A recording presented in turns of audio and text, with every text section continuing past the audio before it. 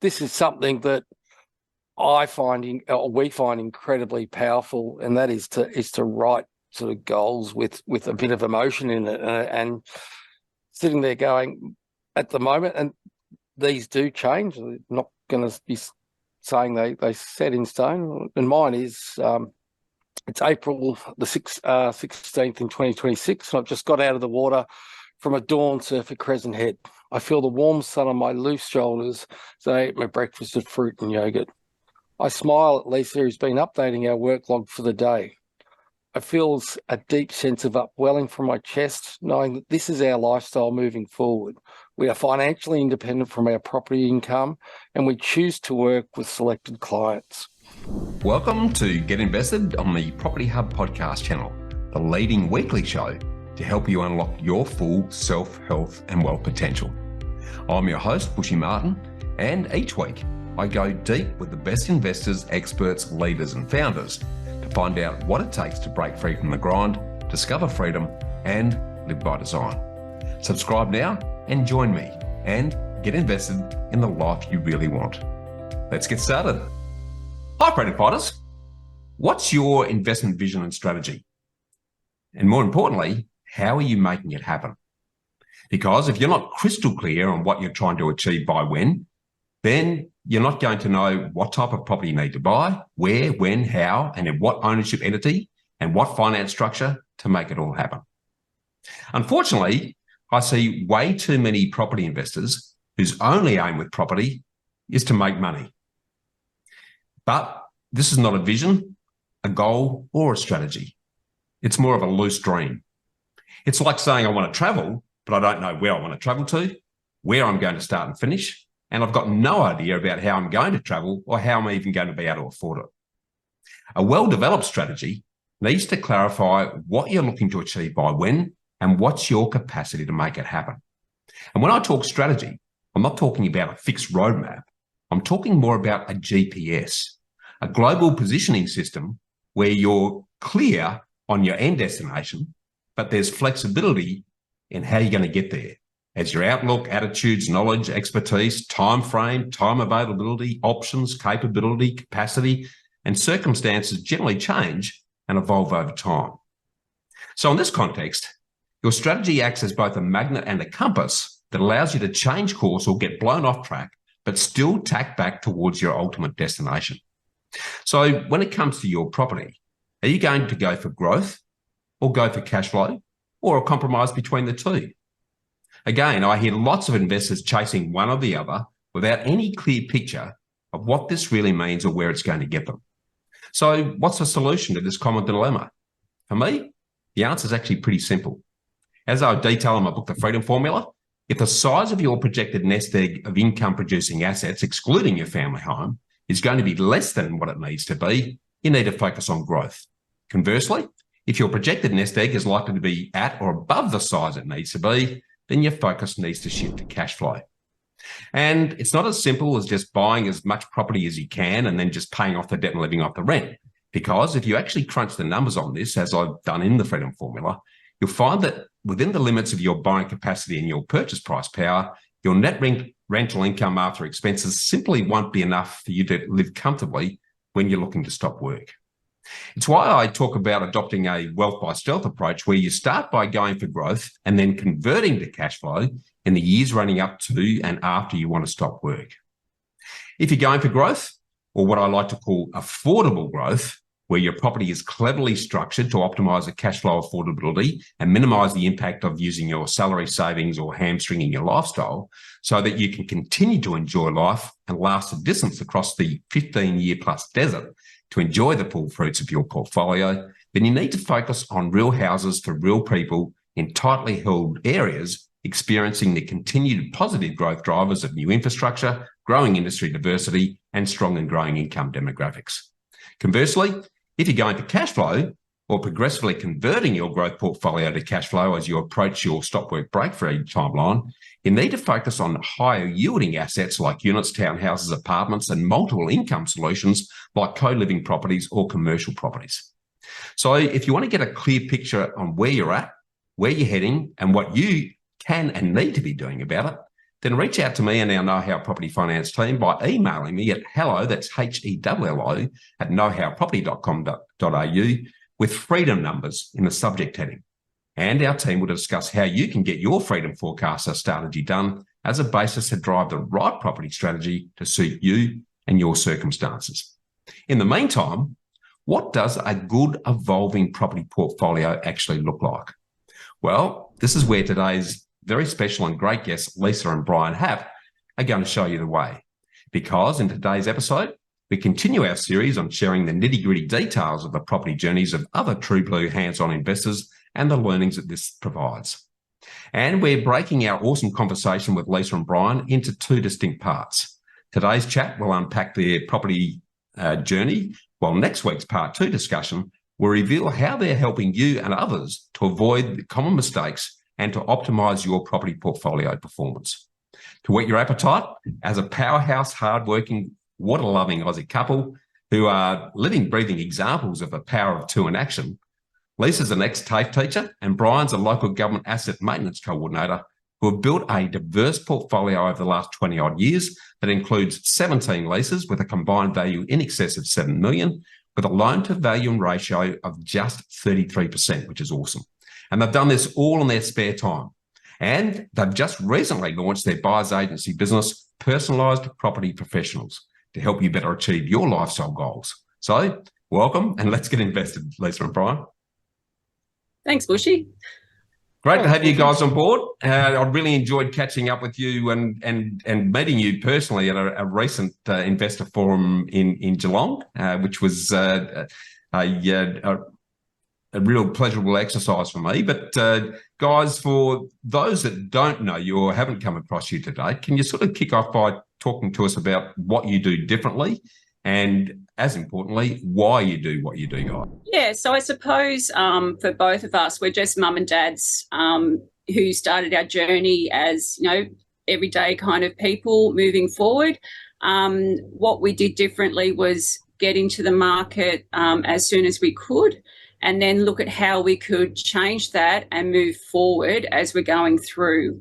So it was about what our goal was and then what we needed to do. And it's turned in the end to being able to create a legacy for our family, which was our original goal once we had our 2 girls.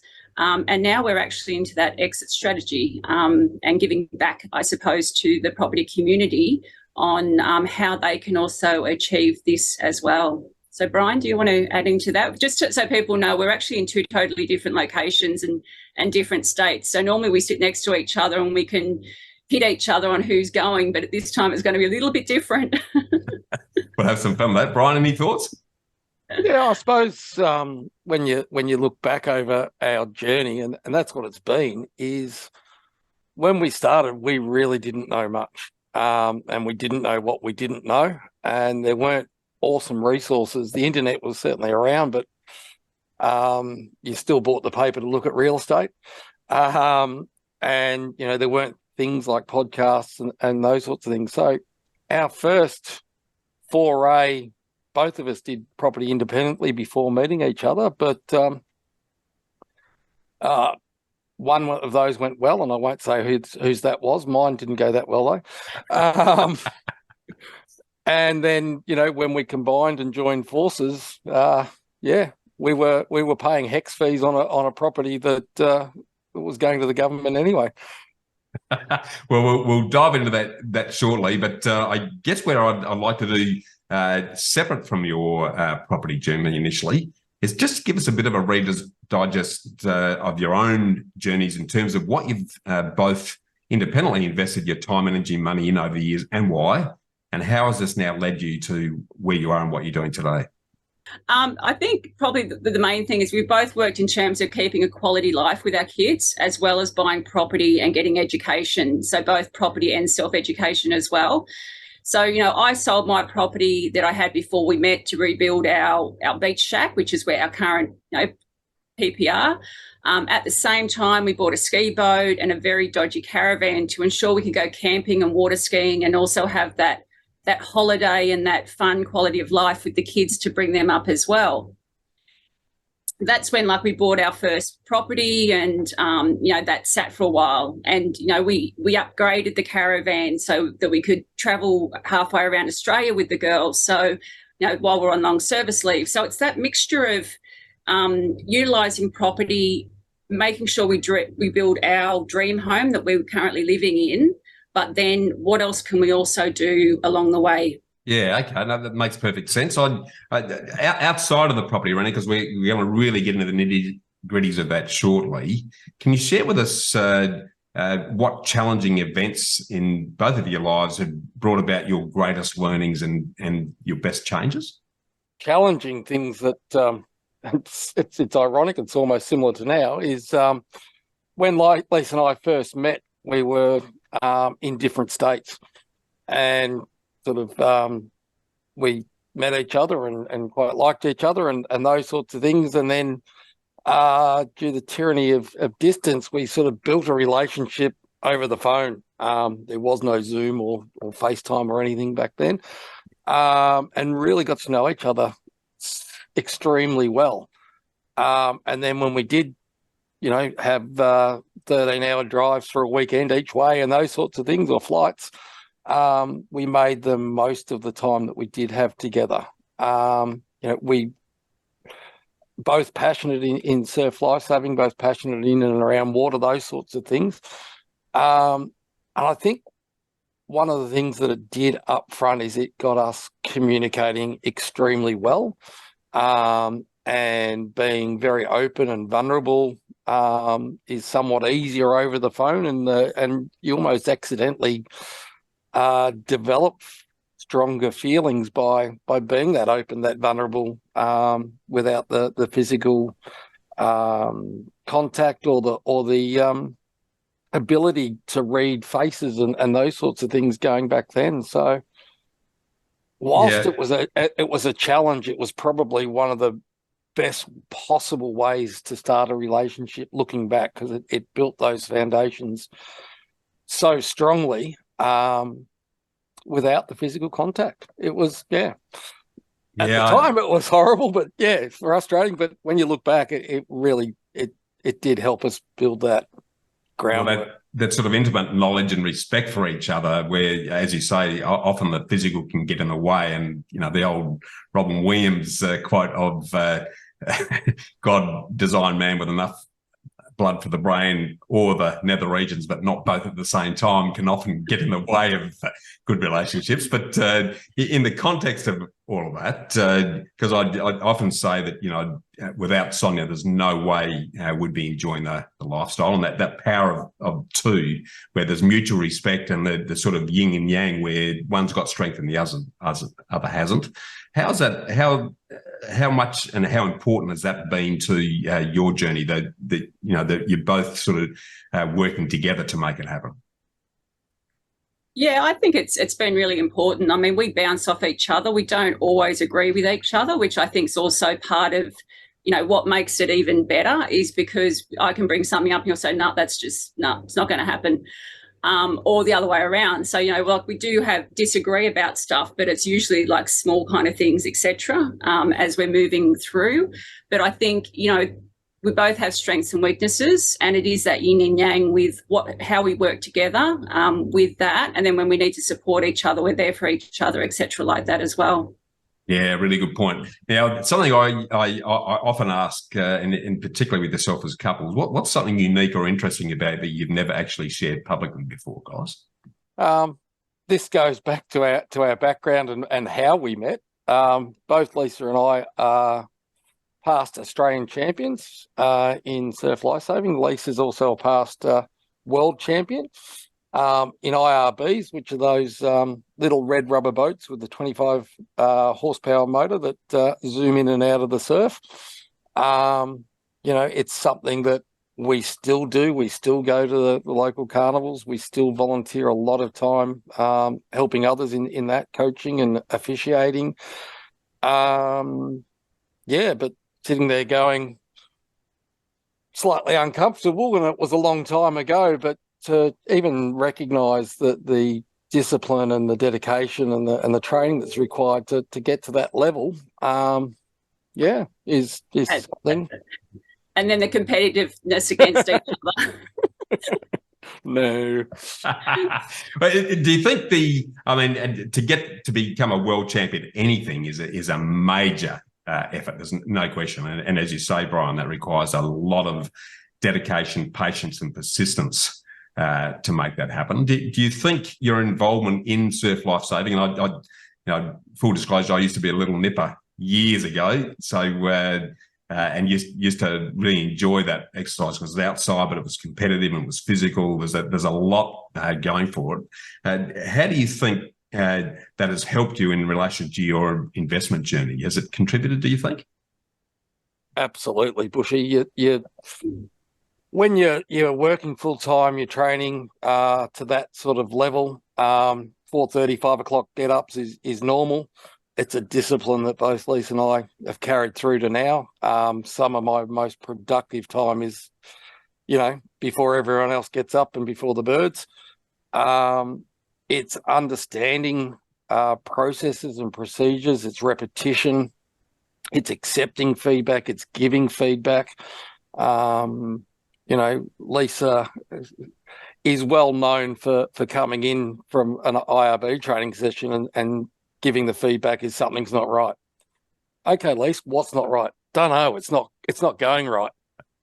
And to start with, people like blow it off, and then as her skills and reputation got better, we're sitting there going, "No, let's listen to it. There's something not quite right. Is the pressure in the boat right, or is it a spark plug or something like that?" So it's that intrinsic feel. It's that sort of, yep, can't tell you what's right, but something's not right. Let's investigate. And that's a skill that just transfers all the way across, and it dives into, when we're doing due diligence, trust that gut. Yeah. Anything to add to that, Lisa? No, I think that kind of covers most of it. But I think, when you're getting into that kind of high level and you have to be dedicated. You have to, like Brian was saying before, trust the people around you, trust your team, build a team around you as well that has the same goal. And I think that comes straight across into property. Like, you have to have your team around you if you're wanting to build a good property portfolio. So, those kind of skills and knowledge that we built up over a sporting has definitely transferred into our property journey as well. Yeah, I love it. Well, it's a great segue into your property journey. And what I like, and I'm probably going to test your memories a little bit here, but to sort of get into that, can you both share why you decided to get into property and what triggered your interest? Yes, I can start off here. So for me, my dad was a fisheries inspector. So we moved around all around New South Wales. We never had our own home. It was always a department home. So my parents never owned their home in that sense. So once we got older, my dad passed away, and that deposit, the money I got for selling his car, I went, that's a deposit that I can put on a house. So went and bought my first investment property. Yeah, okay. Brian, what was your initial interest and why did you decide on property versus, say, shares or anything else as somewhere that you want to invest your time and money? Yeah, look, it originally started with putting a roof over my head.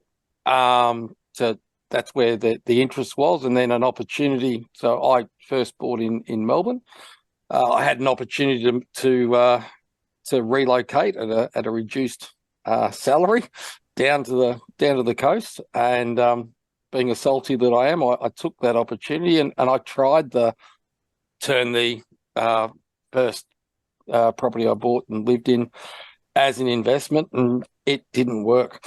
It was then probably working with Lisa, and when the two became one, and family started, those sorts of things, we looked at so when I bought in Jan Juc, which is where we live, it was an asbestos fibro shack at best.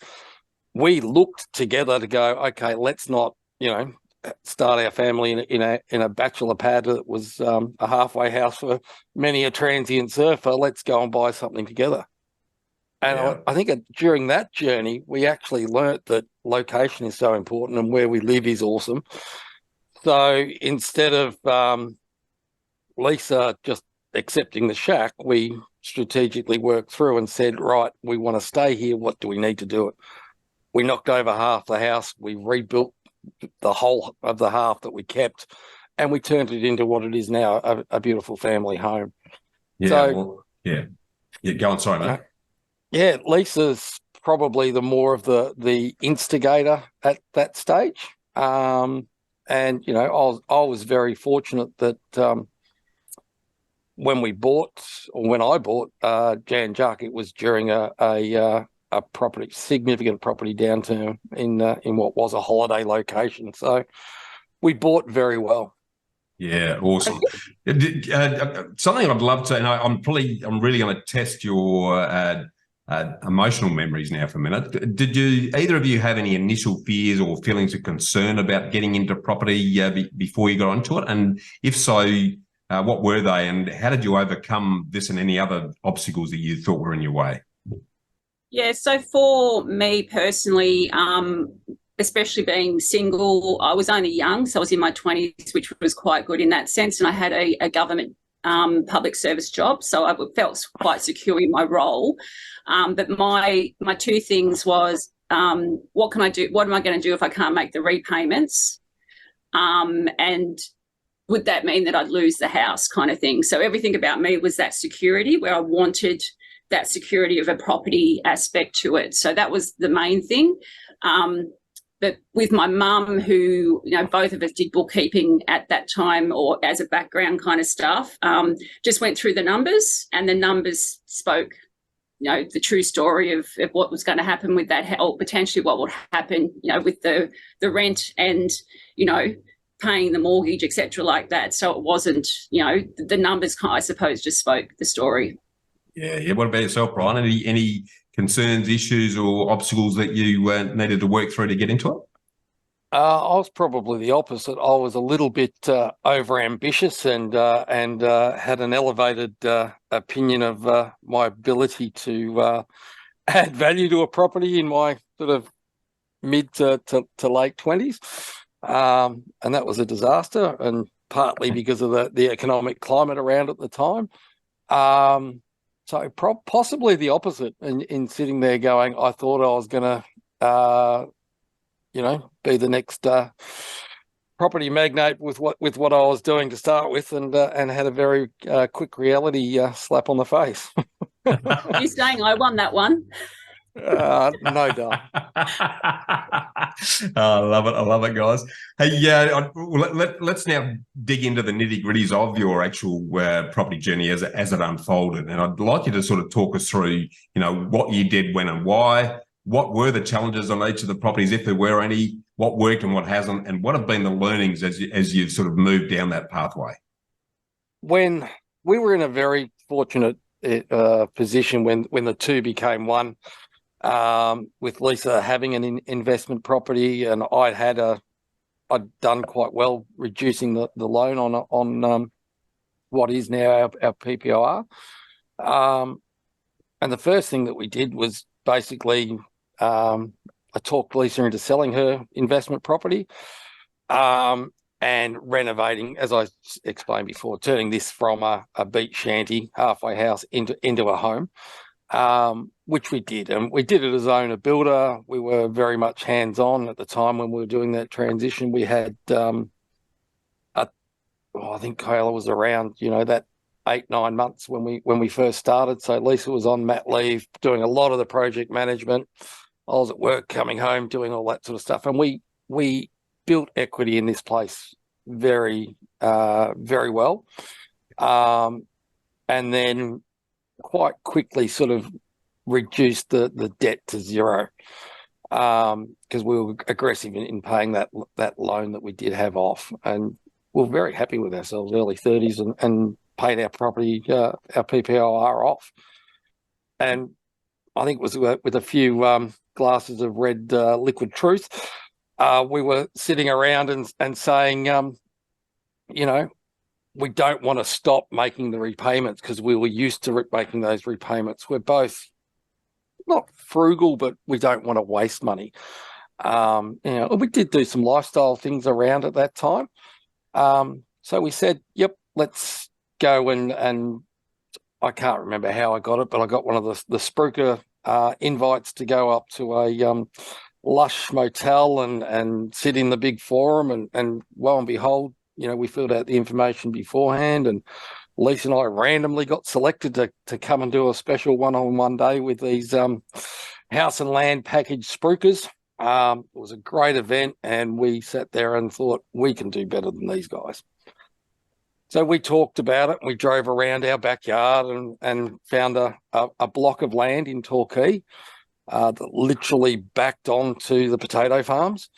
And we bought a block of land and sort of we financed that, and we had a decent deposit, and then went to the bank again and we built a volume builder, 4-bedroom, 2-bathroom, 2-car garage, concrete driveway, spec home. And we sat there and, do you want, stone bench tops? Oh, yes, we want those. And do you want the 2.7 high ceilings? Oh, yes, we want all of that. And we built a beautiful home.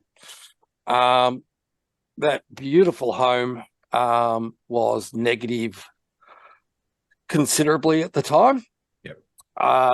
And its property value, and I'm sure most of the listeners will be surprised that this didn't go anywhere for 7-8 years at least. So we were contributing we were subsidising the tenants' rent and going backwards, and we were calling ourselves property investors. We were doing great. It was awesome. Very proud of ourselves. Didn't tell anyone, but between each other, we were really proud of that. That was in 2007. 2006, we bought the land. 2007, we put the spec home on, and we sat there, and we sat there. Nothing changed. We had hassles with tenants. We changed landlords. We changed agents. We tried managing it ourselves to make some money back. That was a disaster. And it was around that sort of 2013 that we decided to do something else, and we needed to do something else. And do you still have that property? Yes, we do. It would have turned itself around pretty sharply since then, I reckon, Brian. It has. Now. That's something we'll talk about a little bit down, because not only did we hold it, and it has sort of tripled in value, but we've also put a stacking strategy on top of that as well. And we'll talk about that in a second. But yeah, we went on holidays. We went up to Noosa. We had the kids up there, and they were doing life-saving training and all those sorts of things, having fun in the sun.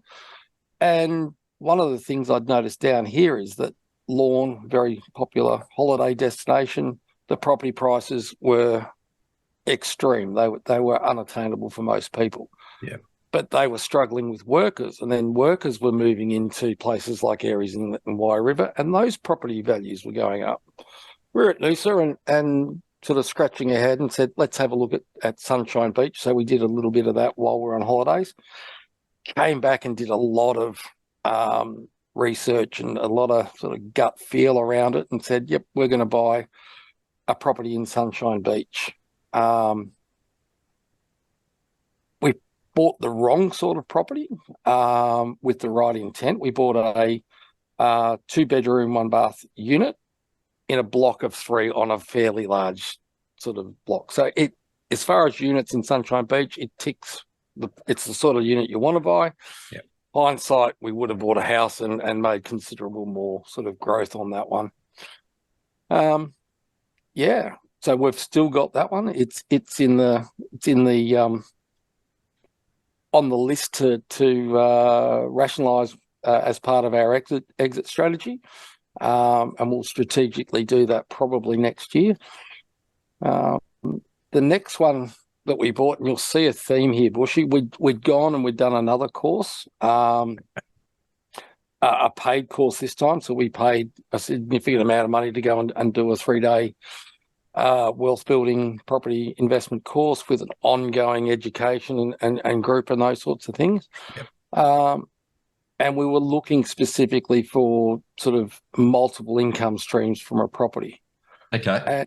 And once again, we're up at on holidays, this time in a caravan at Crescent Head up on the northern mid-northern New South Wales coast.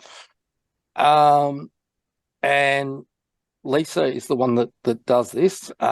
She sat there and was going through the estate agent windows and found a corner block, 910 square metres, I think it is. 270-degree ocean views, 2-story property with a self-contained unit and a 3-bedroom house on it. And it was only 400. And a roof with a view. Yes, Nice. a rooftop deck. An older property, but a great property. So we went back and did a fair bit of due diligence around that, and we ended up buying it. And again, that mid-northern New South Wales coast, it's nestled between Port Macquarie, Coffs Harbour. It's landlocked by flood zones and national park, etc. It's done a great job in terms of being positive cash flow from day one virtually, and its capital growth has been, fantastic. It's around this sort of, if you look at our properties to this point in time, you're sitting there going, it follows, we've got 2 rules. It's got to be the city or the coast, or water we can extend it to. All of the properties that we bought to that point in time were realistically lifestyle drivers, lifestyle destinations. Didn't know the terminology at the time, but it's something that, being a keen surfer, I was following the point breaks. Perfect. And sitting there choosing locations that I thought were undervalued for what the lifestyle opportunities were, or what we thought were undervalued for lifestyle opportunities that we were. So during this stage of our sort of journey, we were learning a lot, and undertaking what we thought was due diligence at the time. Yep. Now I think it was a bit thin on the due diligence, but at the time we were sort of, really crunching numbers and getting advice and those sorts of things. I don't know how much longer you want to go, or Lisa, if you want to... Yeah, Lisa, you want to jump in and because I know you've done a fair bit. Do you want to continue the journey from there? Yeah, I think probably one of the things around this time, we also were looking more at land, in the sense of making sure we're buying property that had good land size on it, so that if we wanted to do something down the track, we had that option. So we're looking more now into that. Okay, we've bought just a normal property. We're in this property game. How do we increase it? And one was buy bigger blocks, so potentially we could develop them. Not that we knew too much about that, but again, it was like, this is the back of our mind and our thinking coming into that Crescent Head one, because potentially with a 900 size block, etc., we can chuck some units on the back or something else on the back of it. So we're getting into that development side of things, starting to now. Next, we went into the buyer's agent aspect. So we used a buyer's agent to potentially find a property that had good development potential for us. And that was bought in Brisbane, but in Moreton Bay Council. Yep. So the purchase of that, we never saw the property at all. Like from the time we bought it to the time we sold it. We did sell this one because we needed to release equity. So we kept it for 2 years. And it wasn't the right property for our strategy and what we'd already bought and moving forward. So was that, I'm sorry to jump in there, Lisa. Is that because the buyer's agent didn't really understand or put you into the wrong property? What to buy and sell something in a couple of years, there's clearly a misfit there. Can you just sort of expand on that a bit for us? Yeah, I think, and Brian could probably go a little bit more, but I think the main thing, it just wasn't the right property for us, for our strategy moving forward and what we'd already had. It didn't fit right. So, going back through that, thinking back over it, you know, now and now that we're setting our own up is what kind of questions should we have asked, or what should the agent have asked from us as well, moving forward. So I think that kind of experience has helped us along the way to make sure that we become the buyer's agent that we needed at that time, but also helping people actually move through the journey properly, not just getting a property, meet the criteria, bang, there you go. Do you want to add more into that one, Brian? Yeah, I think it was the property itself was more of a buy and hold to potentially release equity down the track. Yeah. And looking back, it's sitting there going, we really needed to be saying we were looking for something to be able to develop in the near future. Whereas this property, again, if I look back at the numbers, I still wouldn't be developing it now. Its land value hasn't gone up enough in the last 5 years to make it, be able to release that equity in the land. So, yeah, I don't think we were specific enough in terms of what we were looking for. And I don't think the agent, the buyer's agent that we used, was experienced enough to be asking us the questions that we would now ask. Yeah, awesome. So some good learnings there. Your next venture was a joint venture of some sorts. Can you give us a bit of a walk through that one? This is your one, Brian, so you can go. How come I get this one? So yeah, we went into a joint venture. We were funding partners, not working partners. One of four. It was to reestablish a squash court. In principle, the numbers all look good. The outcome would have been fantastic. Unfortunately, the working party had a marriage breakdown where during the initial stage of that JV. And look, I don't know the details around their breakdown, but it just put the project on hold. It's currently under contract at the moment for sale with the DAs in place. The finance clause is about to finish. We will make a little bit of money on that one, but certainly nothing like the returns that we want to go through, that we wanted. And I suppose one of the things around this is sitting there going, understanding the risk of going in, understanding your JV partners, and it wasn't a lot of money for us at the time, but we certainly could have used that money and put it to better work in, it was literally at the start of 2020, right before the boom. And it's another HEX fee that we've paid in lost opportunity. It is about acknowledging and learning and working through what was possible and what's the opportunity cost and risk versus reward. Not everything we've touched has turned to gold. I can guarantee you that one. But like you said, it's a HEX debt. It's the cost of learning. It's something I wouldn't mind just expanding on there, because I guess having been in a similar situation many years ago in a joint venture arrangement, I came to learn the hard way that having a really good joint venture agreement with very clear exit strategies on the what ifs that like someone getting divorced or something else happening. What were the learnings that you've had around the whole joint venture exercise from that particular one? I think the first one is very much like you said, that I would have gone a tighter agreement. We have a caveat on the property, but really there's not a lot of protection from a caveat.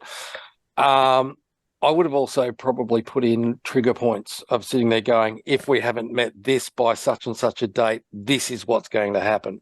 Probably would have made the decision to potentially move it on earlier, and have checkpoints in line with the other JV partners about meeting expectations, and then what are the consequences if we don't meet those expectations. Because at the moment, with our agreement, there was no consequences written into it.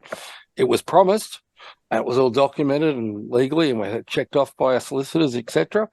But having said that, it was also a toe in the water at a low value, high potential return on a JV. Yeah, Matt, love that. I've often said a JV is like getting married to as many people as you're going into it with, and you've got to treat it that way and know how you're going to get out more than how you're going to get in as the keys there. Take us through the rest, Lisa. I think the next venture was in the Brisbane City Council. Talk to us a bit about that one. Yeah, so around the same time, around that 220, etc., we also got some more education, and this one was about the co-living aspects of it. So we were looking at how we can increase our cash flow at this stage, and this was one of the areas that we thought would be a good way to make a more diverse portfolio than what we had. So co-living was one that we wanted to investigate more. So we went into full education with that one. And what we ended up doing was we actually, again, used a buyer's agent who did the conversion for us as well. So with this one, this was during COVID. So we were locked down. We weren't going anywhere. So we weren't going to go and buy a property or see any properties up in Queensland for quite a while. So one of the things we did was do this. So it was a house in Brisbane City Council, and with that you're allowed to have up to 5 people in micro apartments in the houses in Brisbane City Council. So this is part of the knowledge, the legislation, etc., on what you can do. So this was a normal house converted into a rooming house. Construction for the conversion started the day after settlement, and all costs up, etc., like that. It's quite positively geared for us. We've had people in that house from nearly day dot after, like, the conversion only took, I think, 2 weeks. Brian, was it? Yep, 2 weeks. And then basically it was fully furnished. Like, we didn't do a thing. We were doing or managing all this from Victoria. Got people in straight away, and some of them are still in there today. So, like, really long-term professional clients, or people, renters, tenants, and they're all got their own separate leases, all with individual micro apartments. So in each of their own rooms, which has got their own keypad to get in, their own bedroom, little sitting room or table, own bathroom, and own kitchen kind of facilities, have a centralised kitchen area with a dining room and communal laundry as well. That sounds like a cracker.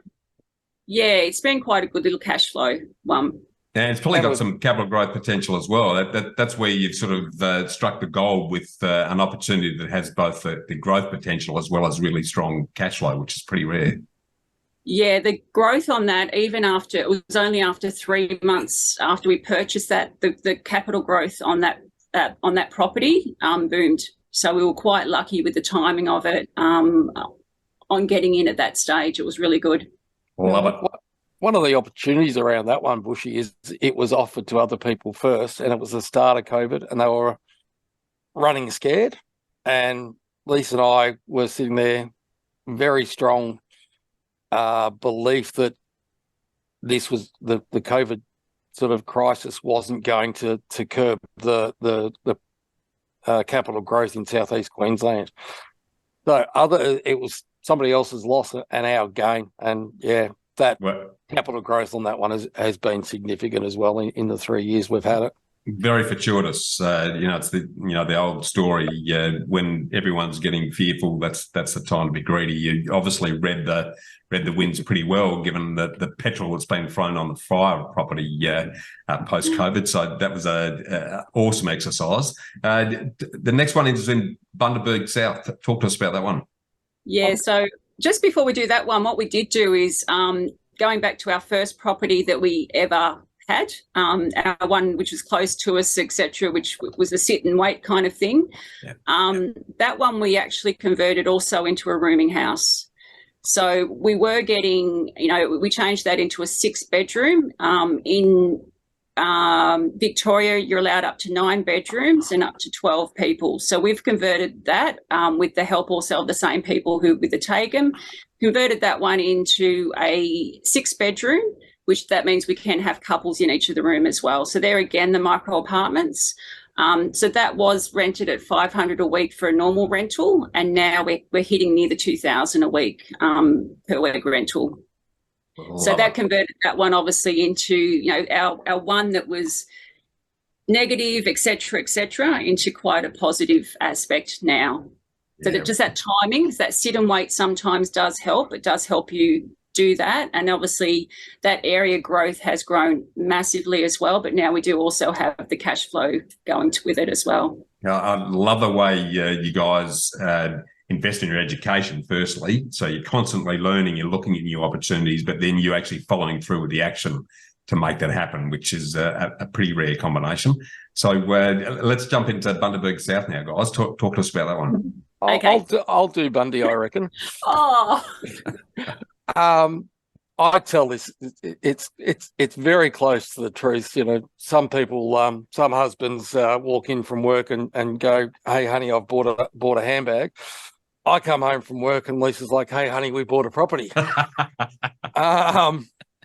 So we've done a road trip up to Bundaberg. We believe in getting boots on the ground. And we've done a road trip with a couple of other property like-minded friends, etc., and really liked the area. This one was on the market at 220. Lisa sort of mentioned something to me. She was looking at it and those sorts of things. And I literally came home from work and she goes, "Oh, we've bought that property in Bundy." And I'm like, "What? No, why? How?" She'd negotiated it down to 175 as a cash deal. And this is an 810 metre flat, flood-free block in Bundaberg.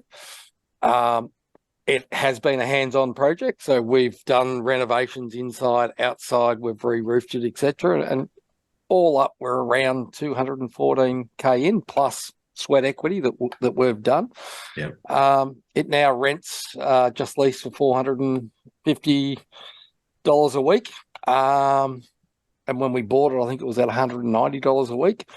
And Lisa's done some comparative sales analysis at around that sort of 350, 370 sort of mark. So that's done incredibly well. Gold. That's a massive rental yield. Another piece of absolute gold there, guys. Love what you're doing. You now dip the toe into the commercial arena. So again, there's a lot of what I'm hearing is you're not scared to get into areas that you don't know, learn like crazy, and then have a crack. Talk to us about the commercial opportunity. Yeah, well, this one I liked Ipswich area, so I just started doing a bit of investigation into there. Found this property again. It was a good sized property. Old Queenslander, etc., but it had a commercial property as part of it, which was a hairdresser, which was already set up, had all the stuff there, etc. So doing the numbers, etc., like that, and going, "Oh, this is quite good," but it was actually being sold as a residential. So we kind of like jumped in and was like, "Yep," negotiated, etc., got the property. And then, you know, it was like, well, actually, it's a commercial, and it was double commercial. So we actually had in the property in the main Queenslander was also a commercial tenant, but it was on a residential lease. Oh. So even though that they were running a business out of it. So it was all just a bit, you know, like I said, we kind of fell into it as a full commercial, where we thought it was a residential on one with the commercial out the back. So in the end, we've now got 2 commercial leases on the one property, which we've had a bit of issues because, you know, one was tenanted, one wasn't. So it took a while to get the hairdresser in. We've had to break lease with that. We've now got a new tenant coming in though, which is a government kind of tenant. So it's going to be very, you know, good, I think, in that sense. So yeah, it was kind of like what to do and what not to do. And then all of a sudden it was like, oh, hang on, we've got to do commercial leases. We have to understand about outgoings. We've got to understand about auditing the outgoings. So it just, yeah, it was learning, yeah, definitely a big learning curve on that one. Well, it's clearly worked because I think your last and most recent exercises was an industrial warehouse, which which it appears you've sort of used a self-managed super fund to get into. Talk to us about how that one came about. Going into it, it's taking a step back around the money story, Bushy. When I started working for local government sort of 28 years ago, I was given the advice of match the salary sacrifice, the percentage of super that your employer gives, because I hadn't had super before working for local government. Yep. And that was an awesome piece of advice, where at the time when I first started, it was 3%. So I'm like, yep, I'll tick the box and say 3%. Where the compound of that is starting that early is sitting there going, you're salary sacrificing it, so you never see the money. It doesn't matter. Every time you get an EBA increase or a pay increase for whatever reason, that contribution also goes up. And then what I did is when the super moved up from 3 to 6, and the increments, I just continued to increase it by that same percentage. And similarly, when Lisa did the same sort of, shared that trick with her and did the same thing. So we've got a fairly sizable super amount, I suppose, when you look at us and what we've done and the government employees that we've been that don't have defined benefits, those sorts of things. So we've got about 1.2 in the SMSF. So we've set that up, and we wanted to buy a commercial, and we did a lot of research, listening to podcasts and researching what we could. Yep. Industrial, again, we've hit Southeast Queensland, so this one's in the Sunshine Coast. Yep. And we negotiated, Lisa negotiated a purchase price of 1.3, which was down a little bit. Again, there's some slight challenges with this one in that the contracts we still haven't got the contract, but we've got notice of intent and those sorts of things. So it's in a very tight industrial estate, but they're subdividing what is multiple tenancies on the one block. So not afraid to take a challenge on in terms of our own buying, and knowing that there will be some speed humps along the way, knowing that we're going to get a better end value. So we'll borrow sort of maybe 500 to purchase that price, so we're still getting the power of leverage. It's at a 6% net return, so we'll be getting $1,500 a week return on that one, which means we can be paying that down whilst we're before we hit that magical retirement age and those sorts of things. It'll be gone. The other portion of our SMFS, we're sort of hedging on the other side of investments through a financial advisor. Yep. Into a space that we don't know. So we're sticking with property, but we're also having a bet each way, with a little bit on the other side. Love it. Well, let's jump to the end game, because I'd love for you to paint a picture of what does the end game look like for you guys, and then circling back from that, think back to what your initial investment strategy was, and how has that evolved and changed over time to where it currently sits. Can you talk us through that? Yeah. I'd start with the gold, Bushy, if you like that. And this is something that we find incredibly powerful, and that is to write sort of goals with a bit of emotion in it, and sitting there going, at the moment, and these do change. I'm not going to be saying they set in stone. And mine is it's April the 16th in 2026, and I've just got out of the water from a dawn surf at Crescent Head. I feel the warm sun on my loose shoulders as I ate my breakfast of fruit and yogurt. I smile at Lisa, who's been updating our work log for the day. I feel a deep sense of upwelling from my chest, knowing that this is our lifestyle moving forward. We are financially independent from our property income, and we choose to work with selected clients. So it's sitting there going, we've got a target of a residual 150K from property. Yep. And we're very well on track to do that. And it's moving some assets down and potentially changing one or two. But to me, it's about what we're doing and what we're choosing to do. We love travel. We love being in and around water. We're not to sit down and by a poolside and have a pina colada type person. I would go nuts. I can't sit still. I need to be, I'd rather be busy than bored and active. And I think one of the things that both Lisa and I have always had is that deep sense of giving back. So we've done it through surf clubs. We've gone on patrols, on voluntary patrols on Christmas days. We've done training. We've done coaching. We've done all sorts of things and get a buzz out of that. And I suppose moving forward, that's where I get that deep sense of satisfaction. It's about, the aha moments you get when you're talking to people. It's about the excited response and the what ifs and the questioning and the challenging and the ability to guide and help people along that journey. It's a buzz, and it's something that we both really enjoy.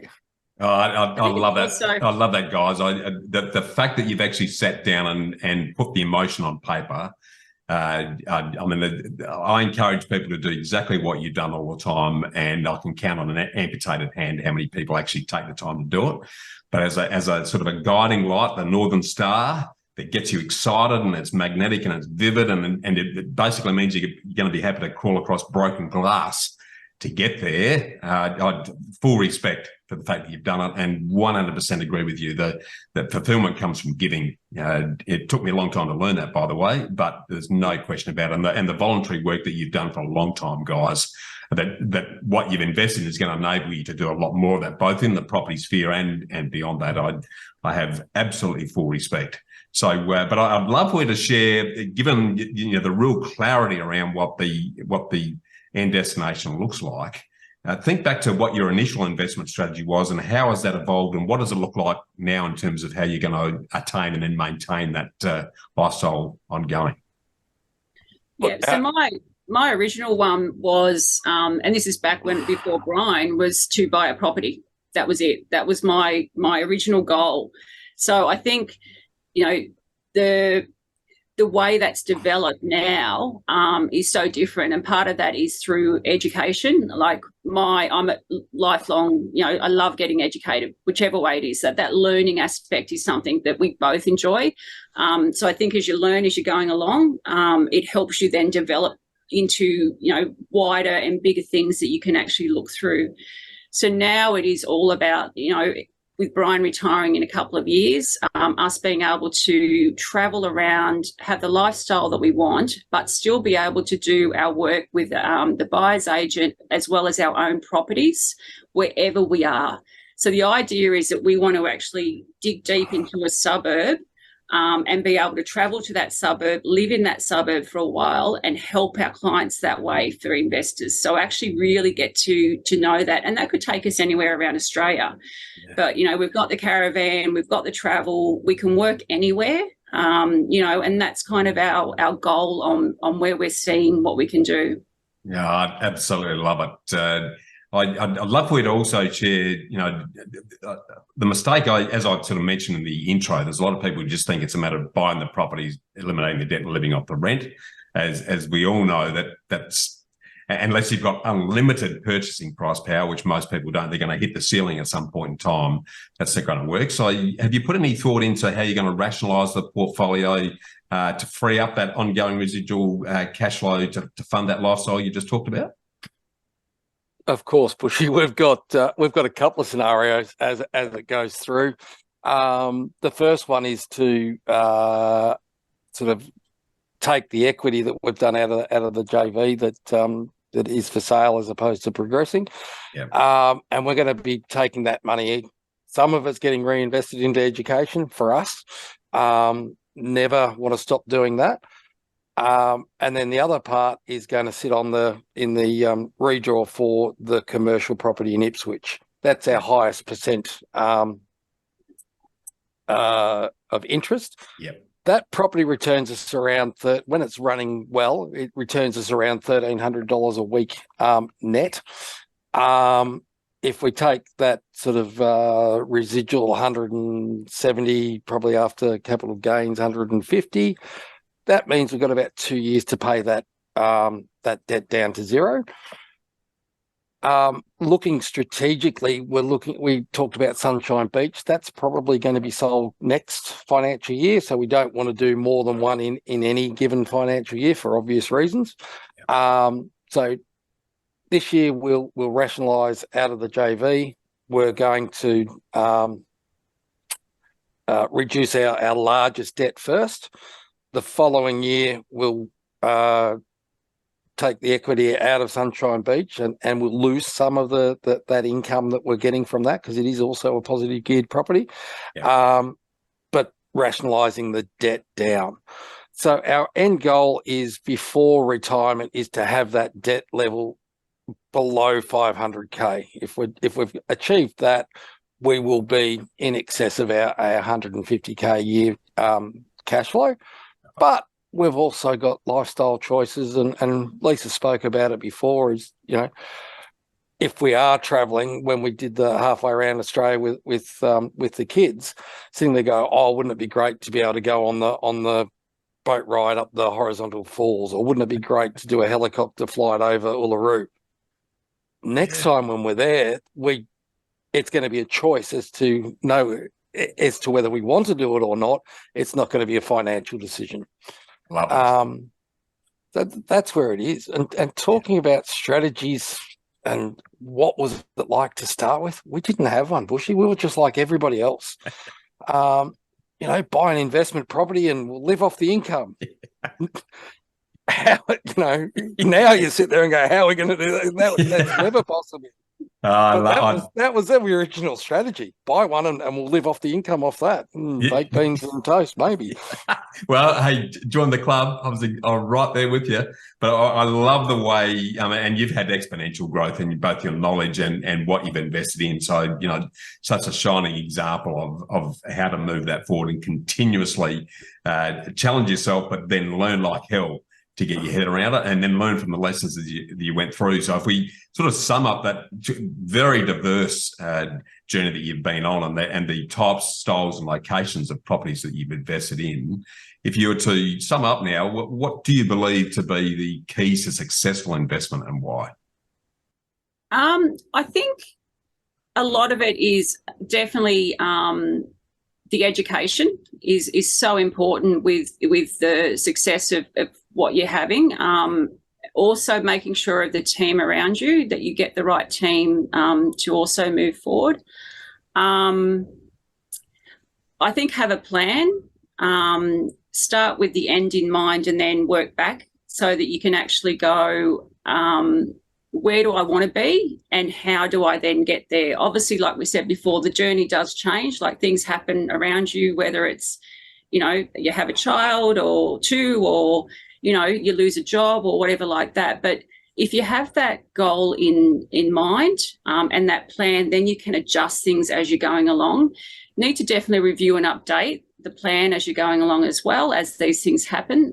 We like to always have a bit of a contingency and a bit of a buffer in place in case things do happen. Like we've just had 2 hot water systems go in the last, 3 in the last couple of weeks. So, these things you don't expect, but it seems to happen that if something happens with your properties, it all happens at the same time. So, that contingency is definitely something to be mindful of, and be patient. Let time do its thing. So, like our first property, we could have potentially sold that, but now we wouldn't have had such a good property sitting in our portfolio either.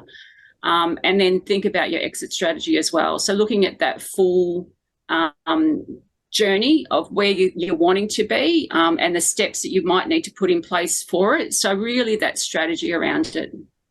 Yeah, beautifully said. If you are starting out again, guys, would you invest in any way differently? I think that's a really hard question to answer, Bushy, because you're sitting there going, if I was starting again right now, would I do things differently? Absolutely. But what opportunities of learning would we miss along the way? Yeah. I call it the hex fee, and that's a phrase I've borrowed off a mentor. I like it. Because it is, you learn and you grow. You do get stressed. You do, have the highs and the lows. I think the philosophy of start with growth and start in your own name, and then move on to more complex purchases, structures, those sorts of things as you're going through that journey. Then release the ones in your own name, and you end up with cash flows in sort of structures that will protect you and your future generations. The great grandkids that I'll never meet or might meet, you never know. Sitting there going, it's for them as well as us. We're going to have an awesome life. We have an awesome lifestyle. It's going to get better with age. And there's a warm little glow that sits there knowing that you're setting your kids and your grandkids up, but you're not giving it to them. Yeah, beautifully said, guys. Look, I think you've absolutely nailed it. The living legacy that you guys are creating out of being smart enough to invest early enough and continue to do that in both your knowledge and the physical assets has been awe-inspiring. So look, I want to thank you both for sharing ins and outs of your long and varied property journey, guys. And we look forward to continuing this conversation in next week's episode, where we're going to deep dive into the good, bad and ugly world of buyer's agents versus your new and improved Personalised Property Professionals buyer's agency. So thanks again, guys, and we look forward to continuing the conversation then. Thanks, Bushy. Thanks for tuning in to Get Invested on the Property Hub podcast channel, your home for property investment insights and inspiration. And don't leave yet until you've taken the next step towards living by design by getting my award-winning book, Get Invested, absolutely free when you sign up at knowhowproperty.com.au or bushymartin.com.au. And finally, make sure you subscribe to Property Hub to get your weekly dose of Get Invested inspiration, along with every episode of Realty Talk, Australia's leading property show for red-hot property investing news and insights, direct from industry leaders and influencers. Remember to always get invested in your knowledge, and I look forward to seeing you next time.